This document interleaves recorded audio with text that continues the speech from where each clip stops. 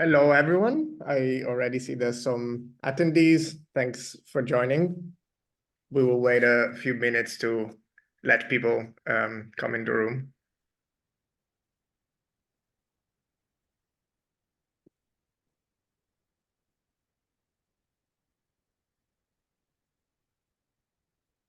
Thanks to all the people joining. I see more and more people coming in. Hi, Claudia from Poland. Thanks for joining.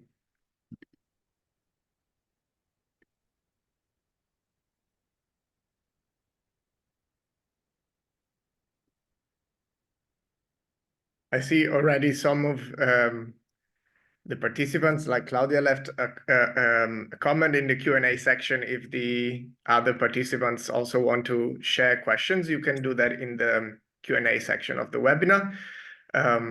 Again, we're waiting still a few minutes for people to join in. Probably we'll start in like 3-4 minutes.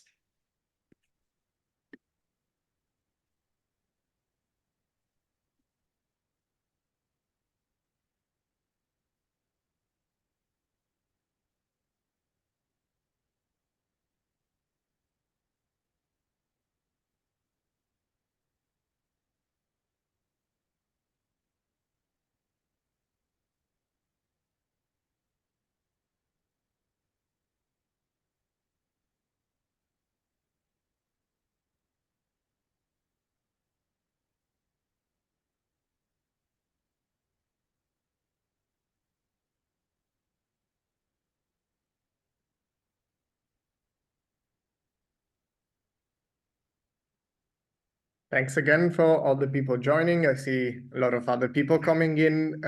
Just waiting another 2 minutes before we kick off the webinar.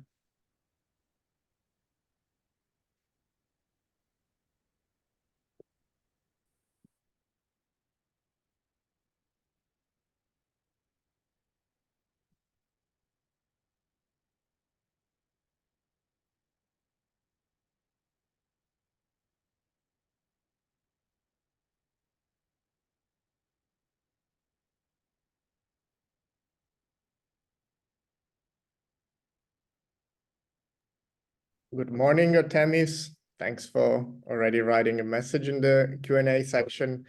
If you want to leave us a question or you want just to share anything, you can do that in the Q&A section. We will answer the questions at the end of the webinar. Hopefully we can answer all of the questions, but yeah, share any thoughts or question you have in the Q&A section. More people are coming in, just waiting another 1 minute or two so that we can start.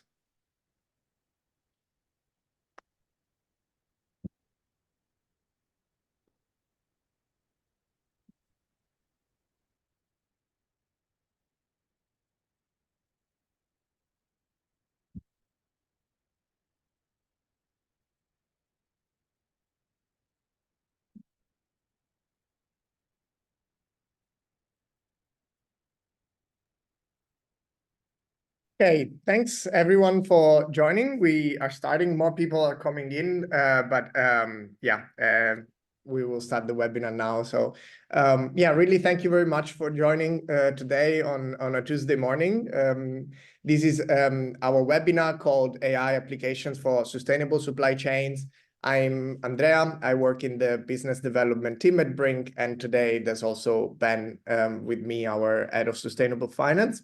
A quick introduction on the webinar. This is a webinar series that we are usually doing every 2 weeks or 3 weeks called Unlocking ESG Knowledge with AI. Specifically, this webinar is centered around sustainable supply chains and how AI can improve supply chains and yeah, around different AI applications in the supply chain industry. So the agenda of today, I'm sharing it here now. We will do an introduction to sustainable supply chains, and we will look at supply chain sustainability regulations. This first part will be done by Ben, our expert on sustainability and ESG. And then I will talk more around technologies and AI, how they can be applied in supply chain to make them more sustainable. Also share some AI use cases for sustainable supply chain, and then we will have some time for Q&As. Throughout the webinar, you can leave your questions or thoughts in the Q&A section. We will then answer hopefully all the questions at the end of the webinar.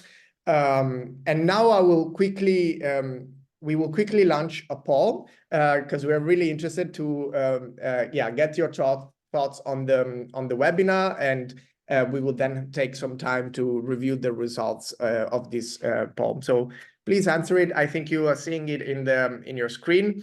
So the first question is, why did you join the webinar? And the second one is, where do you see the highest potential for AI tools to support you in your work?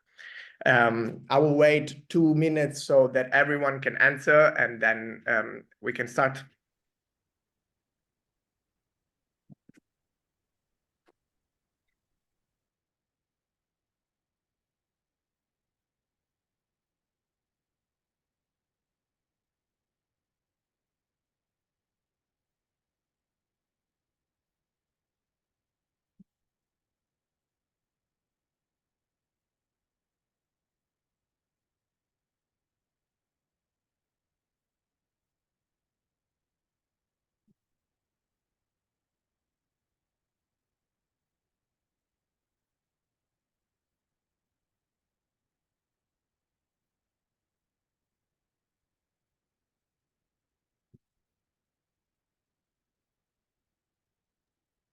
Okay, thanks for answering the poll. I will hand it now. Almost all the participants answered. Thank you very much. We will show the results in a few minutes. Without further ado, I will start the webinar, and I leave the word to Ben to start it. Great. Thank you, Andrea, and thank you everyone for joining today's webinar on artificial intelligence in supply chains with a focus on sustainability. For those of you who have attended other sessions in Brink's webinar series, you'll know that we talk a lot about how artificial intelligence is a set of technologies that is particularly well positioned to support in ESG workflows, driven by two primary factors. The first is that artificial intelligence, and particularly large language models, LLMs, are particularly well suited to address workflows that have large amounts of unstructured data. ESG data largely lives in PDFs, Excels, PowerPoints, largely unstructured document sources. And the other major use case for AI is around sorting large amounts of data. And when we talk about ESG, we're talking about organizational, financial, and operational data that is large and complex, where AI can really step in to help practitioners do their work more effectively and more efficiently. There's probably nowhere in the ESG analytical workflows where that is more true than in supply chains. As we talk about corporate reporting and financial market participant reporting, looking into supply chains requires a massive amount of engagement and data collection. It's a big enough exercise to try and collect information on companies, their own carbon emissions, their own policies, their own DEI metrics. But when you start to look at that work in supply chains, where for large corporates that can span tens of thousands of suppliers, you realize the scale of the work that we are all being asked to do in order to comply with regulatory reporting as well as discretionary reporting. But what are the main drivers of this continued interest? And I think it's really important to recognize that over the last decade, we have come leaps and bounds in corporate sustainability reporting.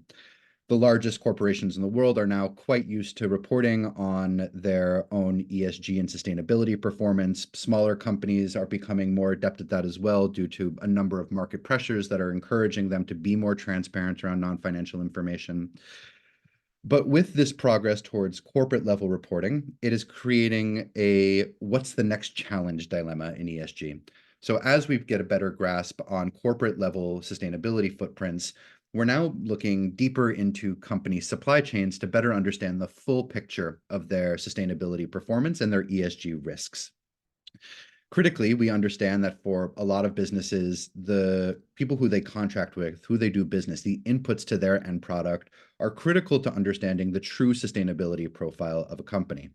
A company can do incredible things within their own organization to ensure that their products are being developed with the lowest possible carbon footprint, that they've implemented all of the right human rights policies to ensure that labor is being well respected within their firm. But they could be engaging with suppliers who are critical to their end product who don't have that same focus, which could in turn impact the sustainability profile of their products, which is why it's really critical to understand and study supply chains, both in terms of understanding true sustainability performance, but also for corporations and investors to be aware of risks that might come up in managing supply chains, but also in reputational risk around greenwashing. Next slide. There are a number of really exciting opportunities and synergies when thinking about ESG supply chain assessments when we look at broader trends in sustainability and ESG reporting. I think the first one is really around Scope 3 emissions. Many corporations have really gotten their heads around Scope 1 and Scope 2 emissions, but Scope 3 is a harder nut to crack, largely due to the supply chain elements. For large corporates that have large value chains, that have large purchasing programs, understanding the carbon profile of who you're purchasing from becomes critical to truly answering a Scope 3 emission. As we look at emerging regulatory regimes in Europe, North America, and Asia Pac, there will be an increasing focus on Scope 3 emissions over the next 5 to 10 years, encouraging companies to take better control of their supply chains and engaging with their suppliers to better understand how their carbon footprint might be impacting the carbon footprint of their own products. But of course, it's not just around emissions. There are other elements that deeply impact the sustainability profile of a purchasing company, things that might include recyclability or circularity of products that would impact the sustainability profile of the end corporate user. Understanding policy assessments, understanding the human rights approach and the diversity, equity, and inclusion approach at suppliers helps to better understand how at a corporate level who they're engaging with and what their motivations are out in the market. Of course, when we talk about ESG and sustainability, we talk about two primary prongs. The first around risk and risk avoidance, being able to measure what are the potential challenges that a firm might face based on ESG factors. And certainly when we talk about supply chains, that is a major issue. But it's also about communication of impact and about understanding fundamentally what is this firm doing. But when we talk about supply chains, it's really an important risk play, because if there are any challenges to major suppliers, if this could impact the flow of critical supplies into a corporation, there would be fundamental risks. And so this approach towards ESG analysis and supply chain assessments really helps a company understand the full spectrum, the full universe of who they're working with and the risks that might come from that. Next slide. Just to crystallize a little bit more about why we should care about ESG and sustainability, we understand that ESG considerations are associated with better financial performance. Again, those two core factors of risk, and companies that have a better control of their risks are better financial performers. ESG is a framework that helps companies do that work. And of course, ESG is a value driver. So in engaging with end customers for B2C firms or for B2B firms, being able to speak coherently around ESG performance and ESG policies is critical towards performing at the highest standard in these competitive markets. Of course, ESG disclosures can also contribute to supply chain transparency. As we look at regulatory regimes, particularly here in the European Union, we see that larger parts of the economy are being exposed to mandatory disclosures. So for purchasers who are looking to engage with suppliers, it's going to be a lot easier as we start to have the CSRD regulation come into play and larger parts of the economy are proactively reporting on non-financial metrics, on sustainability metrics that companies can then use to assess performance and decide who they work with. And of course, as we talked about on the last slide, we know that negative ESG performance can lead to adverse financial impacts for a firm. Next slide. It's important to differentiate between voluntary disclosures and regulatory disclosures. As we look at voluntary disclosures in supply chains, there are a number of initiatives that are being driven by large international framework setters, including CDP, as well as industry-specific standard setters, including the Drive Sustainability Initiative, which is focused on disclosures for automotive suppliers. So what the Drive Sustainability Initiative has done is create a standard questionnaire that everyone in the automotive supply industry can use to engage with their clients, collecting relevant and material data. These types of standard questionnaires enable corporate suppliers to more quickly and more effectively fill out the reports, and also to focus in on what is really material to the business. As we'll talk about in a couple of minutes, the engagement element in supply chains is really critical. Asking too many questions, asking non-relevant questions can impact the quality and the amount of data that ultimately flows back to the requester. It's also really important to think about materiality in supply chains. For large corporates, supply chains can be extremely large. We're talking about tens of thousands of companies, if not more. So it's important to think about who in your supply chain is really driving your own sustainability profile based on the product that you're putting out in the market, and critically, who plays the most amount of risk. So a small supplier that doesn't have exposure to controversial industries will not be as significant to collect data from as a large supplier that might be exposed to more controversial industries, including mining or anything in the extractive world. Next slide.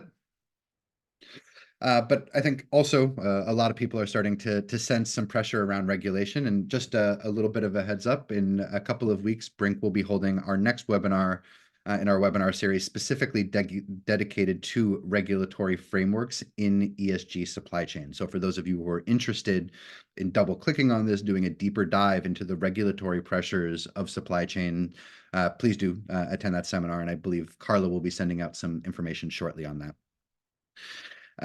But it's important to also think about the different approaches towards responsible sourcing, where we talk about a pyramid of approaches. So at the bottom, we talk about a compliance exercise, making sure that there's a clear view on who business is being done with, that the correct data is being pulled together.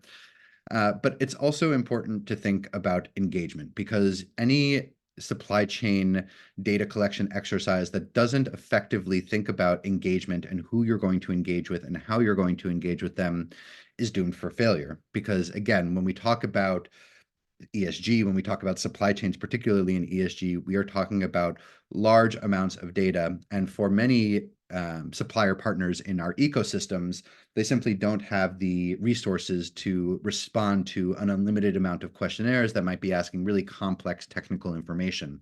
Not every company has the wherewithal to calculate their scope emissions. Not every partner in your ecosystem will understand whether or not a human rights policy is designed to align with the OECD or the International Labor Organization. So ensuring that you have a full grasp of who you are trying to collect data from and how you can help support them throughout the process becomes really critical, and particularly when we talk about the regulatory view, since there are concerns around data quality. So as we move from discretionary into regulatory data regimes, we have this additional pressure where data needs to be very tight. When we talk about discretionary reporting, of course, there's a need to be precise around data. NGOs, the press, stakeholders will be auditing information, and so anything that is reported that is incorrect will set off red flags. But regulators, as a matter of practice, are doing that same due diligence work, are looking into what's being presented, and so it's really critical to ensure that when you're doing regulatory reporting, that the data quality is really strong. And that's why we talk a lot about engagement and also being strategic around supplier questionnaires. It doesn't make sense to just send the same questionnaire to every supplier in your supply chain, really thinking about who do you want to reach out to and how do you collect some of that data. On the right-hand side, we see a graph that shows some of the emerging regulations in Germany. We talk about the Supply Chain Due Diligence Act. In the US, we are talking about Securities and Exchange Commission implementing new regulations that will require the gathering of Scope 3 emissions, as well as engagement with supply chains more systematically. And of course, across other global jurisdictions, there's an increasing focus on ensuring that companies don't just stop their own sustainability and ESG analysis at their four walls, but really think about, again, who are they doing business with? Next slide. There are, of course, challenges and pitfalls, which I think we've talked quite a bit about over the last 15 minutes. We're talking about engagement, we're talking about data quality, and this, I think, is really where, we see sort of two core opportunities to use artificial intelligence tools when it comes to doing supply chain work. And the first is really around engagement. As we've been talking about, there are differing levels of ESG abilities and know-how at various suppliers. Just sending a large questionnaire is unlikely to generate a response, or if it does generate a response, quality response. And so what we're seeing is that more and more corporations are using artificial intelligence tools to help pre-fill some of the supplier level data.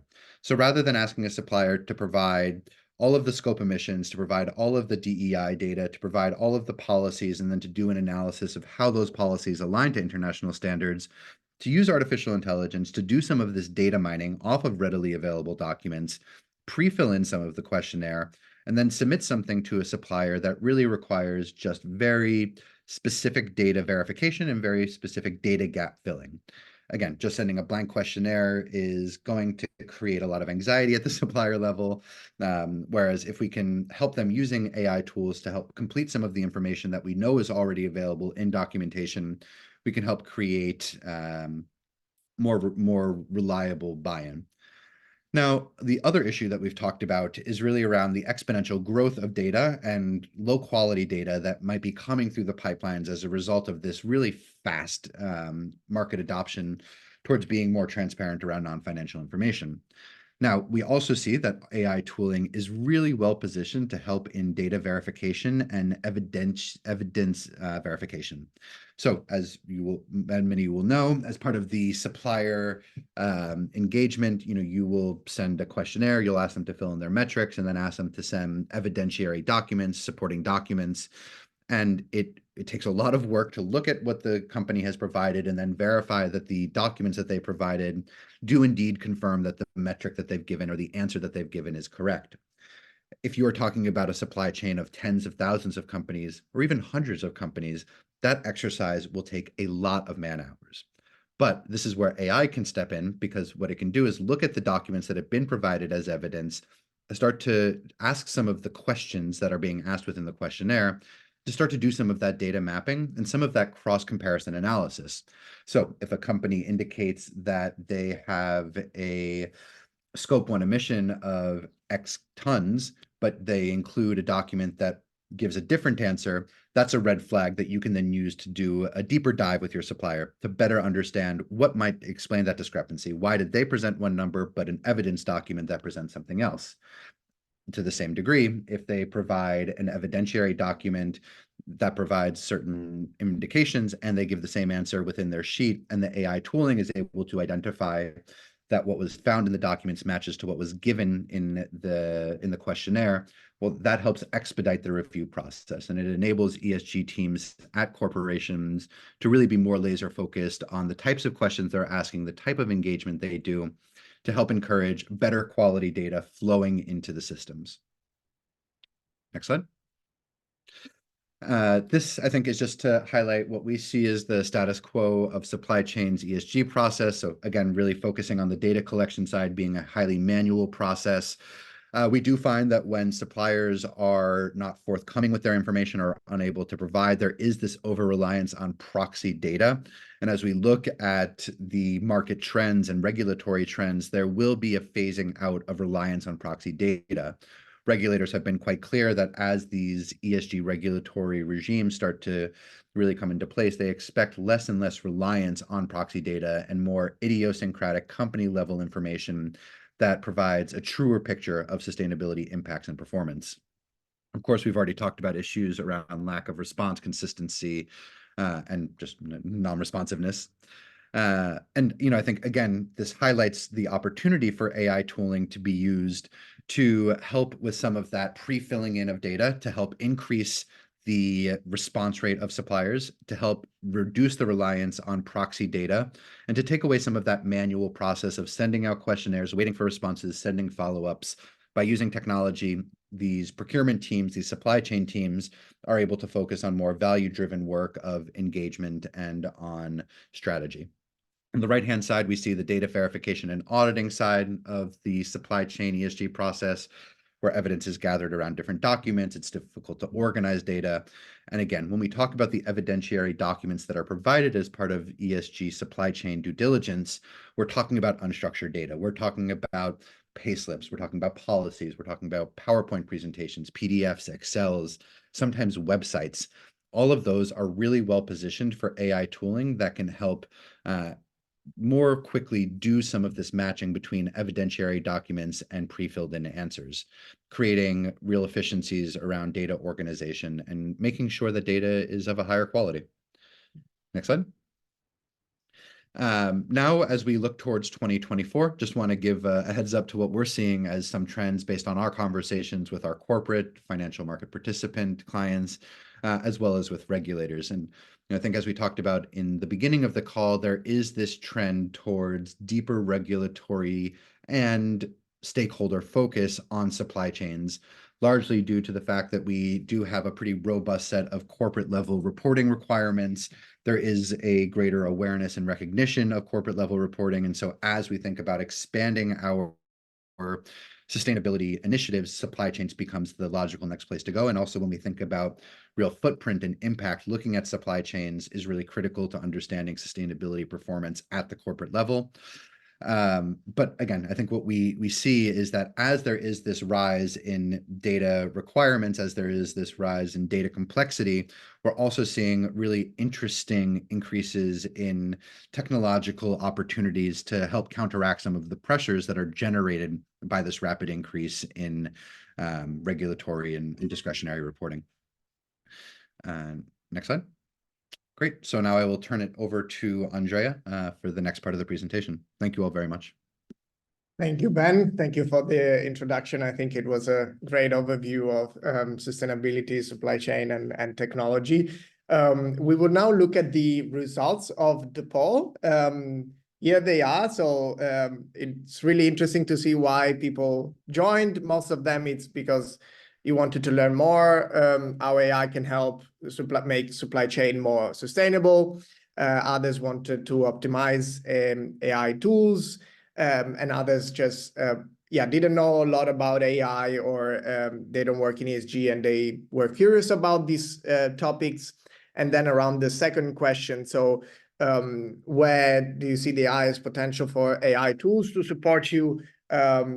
Most of the respondents replied on data verification, so supply data verification, supply data collection, some of them on understanding, staying on top of regulations and voluntary disclosures, and others are not sure. So yeah, thank you very much for answering the poll. It's really interesting for us to see what you shared. And yeah, then I will dive into my part of the webinar, which is more focused on the applications of AI technologies in supply chains. As Ben shared, there's some trends around supply chain and technology. There's definitely a lot of technologies that can help supply chains and supply chain workers. The one that is thought as the most important one in 2024 is artificial intelligence. I'm sure we all know about the sort of buzz around AI and ChatGPT and all these kind of technologies. But executives and professionals in the industry see AI as a really important technology to make for supply chain, to improve supply chains resilience and hopefully also sustainability. There's also other technologies like big data, robotics, Internet of Things that are really important for supply chains. But we are really happy to see that AI can become the big enabler in supply chain digitalization. Move on to the next slide. So AI is really important. There's a lot going on around AI, but what is AI? Not all AI is made equal. So there's AI can mean a lot of things for, and different peoples have different ideas of what AI is. So this sort of big umbrella of artificial intelligence has different, as more sort of technologies that we might think. There's the sort of standard machine learning technology, which is what we've sort of thought about AI in the past years. And there's also natural language processing, what we are seeing right now, and the sort of new buzz around AI, it's specifically around large language models, or the so-called generative AI. So the technology that it's powering tools like ChatGPT and the likes. And we see this technology, so large language models and natural language processing, we think that this specific technology holds the greatest potential when it comes to handling extraction and analysis of unstructured data. So whenever we're looking at large amounts of data with large unstructured data, these technologies are those that are most suited to perform analysis and analyze that type of data. This is large language models is also the technology we're using at Brink.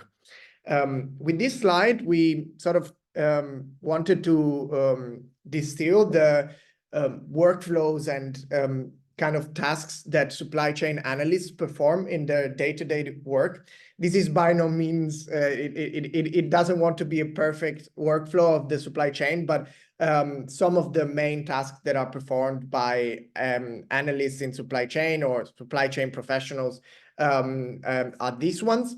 We start from supplier screening, and for each task, we then thought of where AI can bring efficiency and where it can improve the work of these professionals.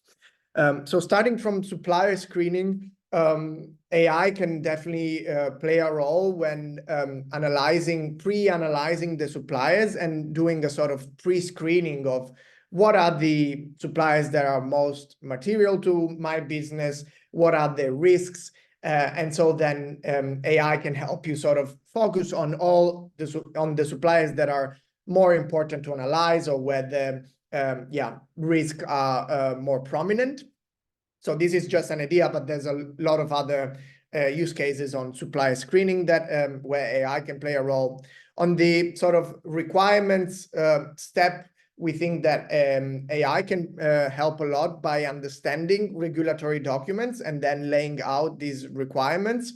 So most of these requirements are based on regulations. Some of them were shared by Ben before. With AI, you can sort of interact with these documents and understand them in an easier and more efficient way.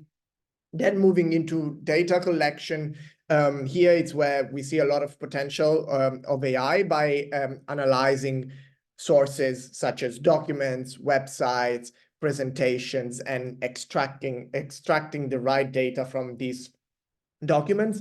This is a highly manual sort of step that it's mainly done by reading the documents, looking at the data that you're looking for, and then extracting it manually. It often takes a lot of time for supply chain analysts to do this work. And so we really see a lot of value in this data collection step. We also see a lot of value in the data verification step. So usually after collecting data, these data needs to be verified or audited. This is a job that AI can perform really, really well. So verifying the data. And then after verifying the data, there's reporting of data. Here we also see some applications of AI. Instead of writing the reports sort of manually in the standard way, we can deploy AI to generate reports, create gap analysis, and then maybe just edit or review what was generated by AI. The same goes for communication. So doing disclosures and drafting communication can be done by AI. And that also can save a lot of time from manual tasks. The other steps on analysis and strategy is where we see sort of less AI applications possible. These are more sort of strategic topics. However, for example, on analysis, AI can help on benchmarking results, putting them in context, and sort of also analyzing how competitors are doing. But AI can definitely then help on creating improvement plans, looking at the data collected and verified, and then creating improvement plans for the suppliers, as well as then monitoring new ESG regulations, for example, changes and news, doing controversy screening and sentiment analysis on the news, and then sort of monitoring almost at day to day the supplier's performance. Specifically at Brink, we are focusing on the data collection and data verification steps. So we are developing technology that can be useful in these steps. Also looking at other sort of applications of AI technology, but our sweet spot is in deploying AI systems that can collect and verify, audit the data that is reported by suppliers. The reasons why we're focusing on these, it's first of all, we see the most value there, but as Ben shared, we also see these steps are where we see that suppliers are really investing a lot of time in answering these questionnaires, in providing the information. And so if we can save resources and save time, both at the company level, but also at the suppliers level, we see that the benefits here can be really, really great. So that was really nice. There's a lot of potential for AI, a lot of applications that can improve supply chains. However, there's also a lot of challenges connected to that. There's a striking sort of analysis is that even though ChatGPT was super famous and a lot of people used it, the adoption in corporates specifically is still stagnating. It's not easy to incorporate these new technologies in a big corporate environment. And that is due to various reasons here. We have outlined some of them. There's maybe more, but there's definitely knowledge gaps. So using this technology needs some sort of knowledge and training. There are new technologies, and so workers need to be reskilled to adopt AI systems. This is an area where, for example, at Brink, we try to work a lot by working with our customers and users of our platform to sort of share our knowledge, and so they can use AI tools at their best. There's also some challenges around trust and risks, specifically around inaccuracy and cybersecurity. So these are really important topics for a corporate. Again, here, for example, I can talk about Brink, but really trying to work a lot on improving the accuracy of the models and having the strictest possible requirements on cybersecurity and privacy. That is really important when trying to adopt AI tools.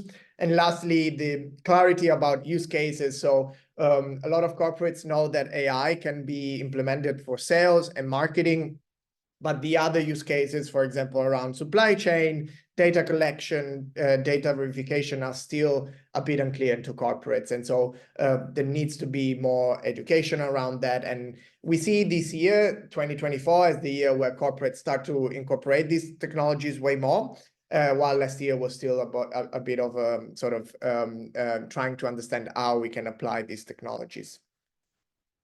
But how can we apply these technologies? I wanted to share a case study from one of our partners. It's from Continental, specifically ContiTech. We, together with them, used AI to identify green revenue sources from their suppliers. Specifically, Continental, it's a large German manufacturer. They had some challenges around the manual workload that was needed to screen supply chain documentation. So they were manually going through the documentation, and that was really time intensive. So yeah, high demands of data availability and quality. And since the process was very manual, they could only report 2.9% of sort of green revenue in 2021. we deployed our AI models to assess these large volumes of supply chain data and assess the risks and the eligibility around green revenues. And yeah, by deploying these AI tools, working together with the company, we were able to save up to 10 hours per supplier assessment. So when you then multiply that for all the suppliers that a corporate might have, it's a lot of resources and time saved. And so, yeah, wanted to share this case study with you. It's also on our website if you want to dive in more into this specific use case. Yeah, so it is possible to adopt AI technology also in big corporations. Yeah, and the benefits can be great. We did that by deploying our technology, our AI technology. The latest product we launched is the ESG Questionnaire Assistant. I will really quickly go through this because this is by no means meant to be like a product showcase, but this is one of the last tools that we developed. It helps streamline the ESG data collection and verification for suppliers, ensuring that compliance and reducing the manual workloads needed to analyze these documents. And it is great for screening large number of suppliers at scale. It's very easy to use. You basically create your own questionnaires or use the questionnaires that we publish in our platform, and you can then screen suppliers in bulk and also verify, audit the questions that have been answered with AI. Some of the benefits of this technology are definitely on analyzing more suppliers, saving time, saving resources, but also meeting regulatory requirements and ultimately reducing the ESG risk throughout the supply chain. And that was it. This last part was more focused on the applications of AI technology, but it was, yeah, really great to do this webinar with you. We hope it was useful and that you learned something. We shared our insights, what we know on sustainable supply chain and AI technology.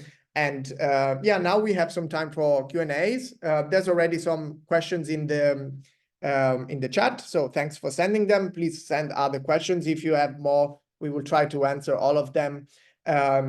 Quickly, before answering the questions, if you are interested in what we're doing at Brink, if you want to talk with me or Ben and book a call, you can do that by either scanning the QR code or you can do it at brink.com/request-demo. Really interested to know more about your use case and if yeah, Brink can support you on your journey. But I will move on to the Q&A section now.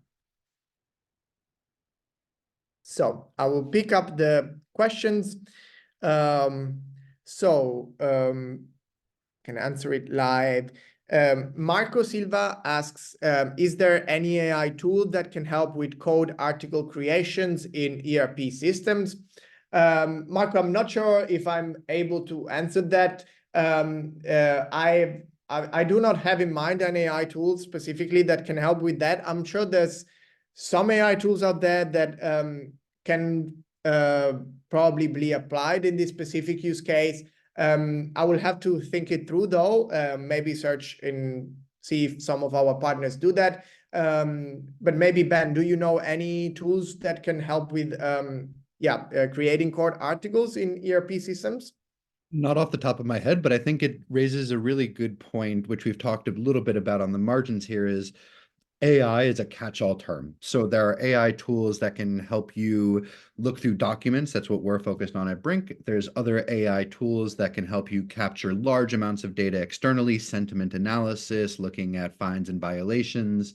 And then there's other AI tools that can be embedded within existing systems, whether those are ERP systems or what have you, to help do some of this automatic matching. So I think, when you're thinking about engaging with AI tooling around supply chain, it's really critical to think about what problem are you trying to solve and how can this tool really focus on that specific problem? And you might have many problems and many tools that you bring into the organization, but it's really important to have a very clear linkage between here's my problem, here's my ideal solution, and here's the tool that I can use. Thanks, Ben, for adding to that. I will move on to the questions asked by Claudia. Thanks, Marco, for sharing that question. Thanks also, Claudia. So Claudia says, ESG requires to go down supply chain, but how far, which tier is required? Ben, maybe do you want to answer that? Yeah, it's a very good question and one that doesn't have a very good answer. I think we talk a lot about tier one suppliers. That's clearly the heavy focus. I think it comes back to what I mentioned at the top of the call around materiality. So I think it really involves looking at, who are your largest suppliers by spend. That's obviously very important to understand the sustainability profile of your end product. But again, also you want to take a look at where are the most substantial risks. So if you are using cobalt in your manufacturing process and you know that you are buying from a mine in the Democratic Republic of the Congo where there are known human rights issues, where there's a lack of regulatory regime to help ensure certain best practices that we talk about in sustainability land, even if they're not one of your largest suppliers by spend, you would probably want to start engaging with them to better understand current performance. And also just as a general best practice, when you're in a larger corporate that has set a mission of using organizational weight to help encourage markets to evolve towards better sustainability practices, that's a great way to help engage most effectively. Thanks, Ben. Thanks, Claudia. Sorry, Ben. No, go ahead. Yeah, no, I think maybe it makes sense to also answer the other questions from Claudia. So she also asked, how can AI deal with document verification, like a declaration, which has to be signed and stamped with a date? Is it possible? Maybe, Ben, you also want to answer this one? Yeah, Claudia, it's a really, really interesting and timely question. It's something that we're working on quite a bit at Brink now. So, I think particularly when we talk about supply chain due diligence and the questionnaires, there's two types of questions. One is looking at documents and understanding whether those documents provide evidence of a certain thing reported. And the other is more what we call a metadata problem. So within your supply chain questionnaires, you might have a question like, does the company provide payslips? And you require the company to include an example payslip.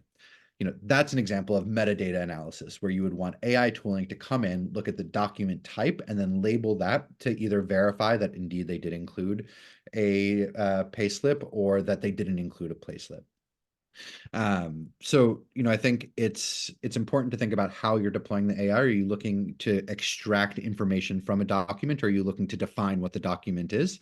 But certainly this is possible, and we can even direct the AI tooling to extract dates. So we do see a lot of our clients currently using this tooling around identifying whether ESG reports have been assured and who they've been assured by and what scope of assurance is given and the date of assurance.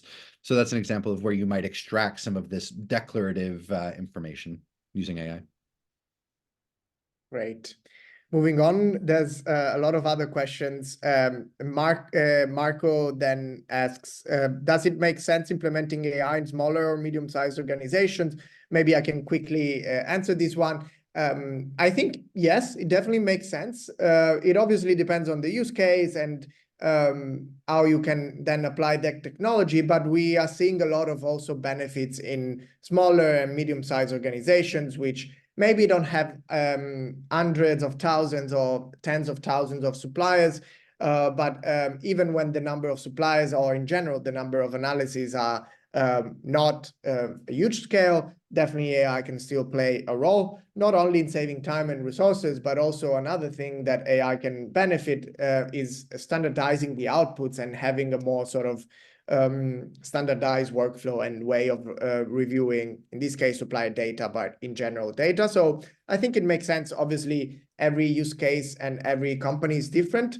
But yeah, I would highly suggest to also to smaller and medium-sized company to try using AI tools, try incorporating in them. And maybe one benefit that smaller, medium-sized companies also have is that the implementation can be faster, and then the deployment of these AI tools can and the benefits of them can sort of be tested quite easily. Thanks, Marco, for asking that. I will move into the question by Giovanni. Giovanni asked, can AI tools be continuously updated with what is required by European legislation, CSRD, CBAM, and others? Ben, do you want to answer that? Maybe we can also share how we do that at Brink, for example. Sure, absolutely. I think what sets Brink apart, or really what sets any good AI tooling that is industry specific apart, is a knowledge layer that helps to direct the foundation models to do their work more effectively. So what we do at Brink is we create a knowledge layer that helps train the model around standard ESG frameworks, including GRI, TCFD, CDP, but as well as the ESG regulatory framework, so SFDR, CSRD, so on and so forth. So there's two things that I think are being currently developed, which are really interesting. You can, in not now, but I think in current development cycles, what we're working on is to make sure that the tool is robust enough that it can understand all of the requirements under CSRD and the ESRS, and then look through documents to identify whether there's any of the requisite elements there. So doing a data mapping exercise. So even if the company doesn't report a ESRS template, if you're looking for ESRS information, you're looking for a scope 1 metric for it to automatically do that data mapping and data alignment. So this, I think, is really important. We do currently have a tool that we're using that has trained on European legislation around the SFDR and the EU taxonomy's minimum safeguards. So what we've done is we've trained the model to understand the requirements under the EU taxonomy's minimum safeguards, which can also be used as a proxy for the SFDR's good governance test, which includes interlinked frameworks of the OECD, ILO, UNGP, UNGCs, this alphabet soup of social frameworks. And the tool does a really good job of looking at company level policies and then identifying how those link up to some of these international frameworks. So certainly possible. There's evolution happening when you think about the complexity of some of these frameworks. But I think this is where the really exciting work gets done. Thanks, Giovanni, for asking that question. Artemis apologies for the pronunciation, asked or said, I'm interested in understand what real-time physical data can be used for a verification process, looking for a solution beyond audit. I would be really interested in understanding more your use case. So not sure if we can answer that right now, but happy to understand more about your use case. If you want, we can have a one-on-one call. You can scan the QR code. Happy to understand more about these. Thanks for the question. Felipe asked, can you detail which are tools to use AI and collect data for sustainability matters? Thanks, Felipe, for the question. There's definitely a lot of tools out there that can help you with collecting data for sustainability matters. This goes from the sort of generalist tools like ChatGPT and other chat tools, to the very specific and vertical tools such as Brink. We are vertical and specific on sustainability and ESG data, but then there's a whole spectrum from really general tools to very specific tools like ours. So yeah, there's a long list of AI tools on that could help you with that. Maybe we can share a sort of list of some AI tools that could help you with that. Yeah, really happy to do so. And then there's some other questions. Sorry, I'm just reading them. Yeah, Andrea, actually, I see an interesting question from an anonymous attendee that I think would be good to answer. The anonymous attendee had asked, you mentioned you can increase data quality with AI, but what about hallucinations? How can we trust AI to provide high quality output? The fact of the matter is that hallucinations do exist with AI. Errors are made by AI, as well as they're made by humans who are doing some of this work. What's really critical here is to be aware of where AI performs best using your own specific ESG workflow and where it might have more errors, and then being very targeted around your quality assurance steps to ensure that areas where you know the AI tools might struggle a little bit more due to complexity of data presentation, due to more of a subjective reasoning that's involved with the question, This is really where you want to deploy a good QA. We always say that the best AI solutions are ones that include human in the loop. So we want to use AI to help facilitate the work that's being done, but we're not talking about replacing human workers. We're talking about empowering them. So to help do some of this data collection, some of the mapping and answering, but then, making it so that the verification process can be quick. And, I think what's really important here, whatever AI tooling you go with, make sure that it's not a black box, that they include sources and are transparent around where the answer comes from. So now, instead of having to go into a document and sort of sort through everything to try and find the information you're looking for, the AI tooling has given you a roadmap of where they're pulling important evidence that's related to the questions for you to go and then audit. There was another follow-up question by an anonymous attendee, which I think matches really well here, which says, what kind of data do we need to collect for ESG that I could not collect by using Control F to scrape documents? You can use Control F to look for a lot of this information. When you're talking about doing this at scale, that becomes highly improbable and inefficient. So if you're looking at hundreds or thousands of companies and you need to extract a lot of information, doing a Control F process will take a lot of manpower and is still rife for error. What we see in ESG reporting is that there's a lack of standardization in the way things are reported. So for example, you might find a company reports a combined scope 1 and scope 2 metric. It's quite common. They don't disaggregate scope 1 and 2. They give you one number for the combined ones. But then you'll see somewhere else in the report that they do mention that X percentage of their scope 1 and 2 emissions come from direct emissions. So now you're starting to get this signal that, okay, they're giving me some background information that I can use to rationalize what is their scope 1 and what is their scope 2? How can I separate these numbers a bit? Because if we know that X% of scope 1 and 2 comes from direct, we have a proxy for scope 1, and then we can easily get to scope 2. AI tooling, if you were to just use Control F, scope 1, all you would get is that combined scope 1 and 2. You wouldn't get this information around direct or indirect because they use different terminologies. What AI tooling can do is it can capture what the scope 1 and 2 is, look through the rest of the documentation to see if there's any asterisks or footnotes or other information that I can use to make an assessment of actually, okay, what is this scope 1 and 2? We also run into an issue in ESG reports of charts and tables and pictures. So you might have a inclination of gender diversity at the board, but they don't talk about what the actual gender diversity number is. They have stick figures and some blue stick figures and some pink stick figures, and you're supposed to go and do the math yourself. Control F isn't going to get you there. So I think there's sort of two main reasons why these AI tooling stand out across the sort of more standard Control F features.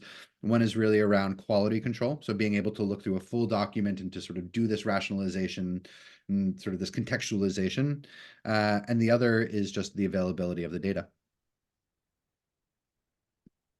Great. Thanks, Ben. Moving on to the question from Lydia. Lydia asked, do you reckon OpenAI as a platform is a quite reliable tool regarding outcomes and data security while inserting this type of confidential information? Or do you have other platforms that are more reliable and maybe more disclose to specific communities? Ben, do you also want to take this one or? Yeah, I think every organization has their own approach towards data security and data privacy. When you are sending things to OpenAI, there is a question around confidentiality. They do have different settings that you can do to help ring fence some of your data. But it's one of the reasons why Brink has come up with a tool structure where we actually run our models through the Microsoft Azure, which helps ensure that information isn't actually flowing to OpenAI. So I think when you're doing contracting with AI tooling, particularly when you're dealing with sensitive or non-public information, it's really critical to understand the data flows that are happening. What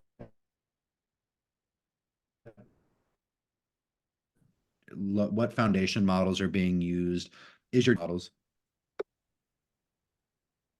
Sorry, Ben, we just lost you the 10 last seconds. Sorry, I was freezing up there for a second. Yeah, no, it was just saying that I think, it's important to take a look at, from an organizational level, what are your data concerns or privacies? If you're just using publicly available information, there's really not a huge risk about using some of the more generic OpenAI platforms. If you're talking about private information, sensitive information, then I think you want to be a little bit more critical about how that information is being processed. It's something that at Brink we're very much focused on. We ensure that our customer data lives within their customer organization, isn't used for training, isn't transmitted into the OpenAI servers. So that's something that we focus very much on. I think it's also important to recognize that when you talk about these generic platforms like an OpenAI, they're really not well suited for ESG or supply chain problems, given that they are generic tools. So they aren't trained to do ESG specific tasks. They aren't trained on ESG specific data inputs. And so the quality that you get is much lower. Thanks, Lydia, and thanks, Ben, for answering. I think you also answered the last question from Lydia, so I will quickly answer Sofian. Do you plan to apply AI on news data? Thanks for asking that. Not yet. We've looked at the use case. It's an interesting use case for sure, but right now we are focused on sort of analyzing direct data and sort of data living in documents and websites. So not yet on news data. There's some players out there, some other companies analyzing news data. So it's kind of already a well-served use case. But it might be in the future that we also develop something around that. Not sure, but yeah, thanks, Sofian, for the question. Yeah, I think that was all. There were a lot of questions. If you have any other question, please share them with us. We also shared another webinar that we are organizing, I think in 2 or 3 weeks, more focused on regulations in supply chains. And yeah, you can either book a call with us if you want to continue chatting with us. You can check our website. And yeah, thank you very much for joining, and have a great day. Hope to talk with you soon or see you at another webinar. Thanks all. Much.